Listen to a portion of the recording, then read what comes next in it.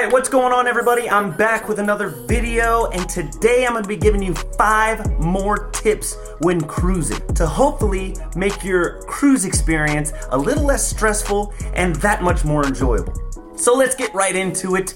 Tip number 1, leave a day early. Not all of us live a couple miles away from the cruise port, and we tend to drive hours and hours away or fly. And the last thing that you would want to happen is to have your flight be delayed for any reason if you were supposed to get on the cruise that day. So my suggestion is leave the day before, get a flight out the day before, get yourself a $90 hotel for the night, and start your vacation a little bit early. Think about it. You can get the stress of flying out of the way, you could relax in a hotel room for the night, get a good night's sleep, get on the cruise ship in the morning, and you're relaxing. You got all the stress out the day before, you're good. You don't have to worry about you missing a flight, having your flight be delayed, hitting horrible traffic, God forbid getting in an accident if you're driving hours and hours away. It's just a better idea. Because I'm gonna tell you this right now, the cruise will not wait for you. Just because your plane was late, they're not waiting. They're not gonna do it. They might wait a couple minutes. They're not gonna wait, and then you're gonna be out money and your whole vacation's ruined. Don't risk it. Start your vacation a day early. Get a hotel, fly down a day early, drive down a day early. Make sure you're there because a cruise ship will not wait for you if you're late. Which brings us to tip number 2, show up to the cruise port as early as you can. I know on like the websites and whatnot, I think they say show up at like 2 or something silly like that. Ridiculous. Show up at 10:30. Even if the marina or the cruise port is not even open yet, be there waiting. Because the earlier you get there, the earlier you can start your cruise adventure. You get to be let on the ship. You can get through all of the customs and boarding pass garbage, all of that stuff in the beginning. You can get through it and you can be on the ship as early as possible. Now I know your room is not ready until around 2 o'clock, 1:30, 2 o'clock I believe, but that doesn't matter because they take your bags. You'll have a little carry-on book bag. I carry around a book bag with me everywhere. And you can go and explore the ship when nobody's there. Be one of the first people on the ship. Get yourself a morning daiquiri,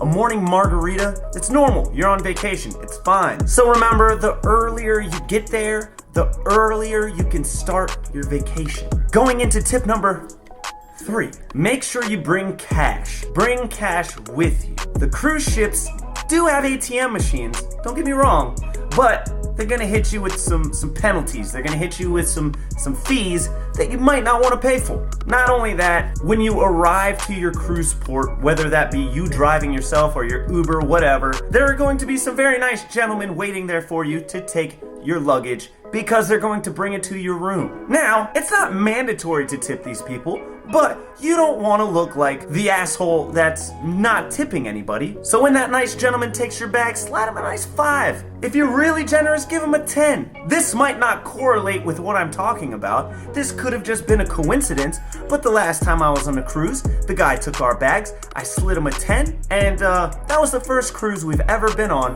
where our bags were there before anybody else is on our floor. I'm just saying, could have been coincidence, or maybe, just maybe, I greased that palm a little bit and we got special treatment. I'm not saying that's what happened, but you be nice to people, they'll be nice to you back. And of course, you can tip your bartenders and your waiters and whatnot on the ship. You can do that, and honestly, you should do that. If you have a couple extra dollars, tip your bartenders, tip your waitresses, waiters, all of those people. Even though you don't have to, because every time when they swipe your card for you to get a drink at the bar, they automatically get 18% gratuity. So you don't have to tip them, but it doesn't hurt. You slide them a couple extra dollars cash in their pocket.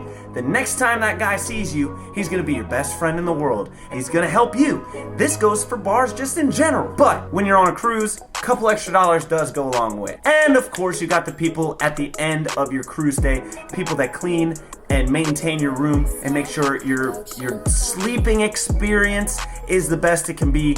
Those people are the best. They become your friends by the end. They're really nice people, and they do get a decent amount of money at the end. But you know, if you want to leave them a couple extra dollars in a little envelope at the end, that's really nice too. So bring some extra cash, $100 or whatever, and just keep it on you. Everything else you don't need it for, but you know, tipping is nice. Don't be mean, you mean person. Tip number 4, don't forget that there is a dining room. That's why when you're signing up, it says, what time would you like to dine? You can have my time dining, which is whenever, or pick a specific time. Don't forget that's there, because it's actually really good food. You don't have to pay for it. It's already included, and you get like steak, mashed potatoes, you can get lobster, shrimp. It's really good food. Now, I know the buffet is very tempting on cruises. It's right there, and you can get anything you want, all of what you want. It's a buffet, it's great. Don't get me wrong, like I said, the buffet is cool and whatnot, but don't forget that dining room is there. And also, don't forget the dining room is there for breakfast as well. We tend to forget that every time. We forget that there's a dining room. And every day, there's a special meal and whatnot. It's pretty awesome. Which brings me into the next part of tip number 4. Don't skip out on the specialty restaurants. They might cost a little bit extra, and by a little bit I mean usually around $35 a person, flat. Now I know you spent a lot of money to be on this ship and you can get free food from the buffet and you can go to the dining room and not have to spend any money, but I'm telling you, if you've ever been to a big time restaurant, like a really nice steakhouse, let's say a Ruth's Chris. Have you ever been to Ruth's Chris? It's fantastic. They're super accommodating. It's like a Ruth's Chris for $35. When the last time I went there, I spent $250 on a dinner.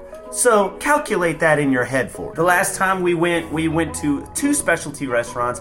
One was the steakhouse that's on the ship in Royal Caribbean, and then the second one was Wonderland. One was a any course, however many courses you want, whatever you want, amazing steakhouse when everything they gave you was like top tier. Really good stuff, really well-made food. That was the steakhouse. Amazing. One time we did it and they even gave us a free bottle of wine because it was free bottle of wine day. Weird, completely fine, wasn't arguing with it at all. And of course, Wonderland is an experience all itself. I would definitely recommend doing Wonderland. It's crazy. You get like 5 courses, so many weird foods. It's great. It's great. Try out the specialty restaurants. Yes, it costs a little bit more, but for what you're getting, you're probably not gonna get it for that price anywhere other than a cruise. So definitely try out the specialty restaurants, and don't forget, there is a dining room outside of the gosh darn buffet, okay? Do it. And now for my 5th and final tip. Not everybody wants to get the internet package, and there's no other Wi-Fi on the ship. But hey, you're on vacation. You've been taking great pictures. You know, maybe you wanna Facebook some of them. Maybe you want to throw them on the Instagram. Where do you find free Wi-Fi? Well, when you get to port, go to any of the bars. Any of the bars, when you get into port, guarantee free Wi-Fi. There's always some places at port because they want to accommodate you. They want you to stay there and spend your money at that place. So a lot of the bars in the ports will have free Wi-Fi that you can connect to, and you can share your Instagrams, you can message whoever you need to message, check emails, I don't know what you want to do. I don't know, download some more Netflix videos, anything you need to do that you can't do on the ship because you have no internet. Go to the bars. They will have the Wi-Fi you need. But don't get me wrong, not having Wi-Fi is not that big of a deal. Not having access to your phone, it's kind of nice. Having that ability to it's kind of like you're being forced to be disconnected from your cell phone, which I don't think is a problem, but it does feel nice to be on a cruise ship where you don't even have the option to get on the internet, to get on Facebook, to check your Instagram, to check messages. You're completely cut off, and it's fine. Yeah, you can pay extra for the Wi-Fi, but why? What's the point? Have that disconnect. But if you want to share some stuff, you want to look up YouTube videos, maybe I need to upload a video or something, I can do it at those bars and get it out of the way. Get some likes for my cool water picture. I don't know, something. But that is the video. Thank you so much for watching. If you have any cruise tips that I haven't said, or you haven't heard from me, or you want to share with me, please comment down below. Don't forget to like the video. If you did in fact enjoy it, hit the like button. I'd appreciate it. Also, it's a free thing to do. Please subscribe. Hit the subscribe button so you can get more of these videos of me talking about things, mostly vacation and food. But as always, I am Brian Skibicki. Thank you so much for watching the video, and I'll catch you in the next one.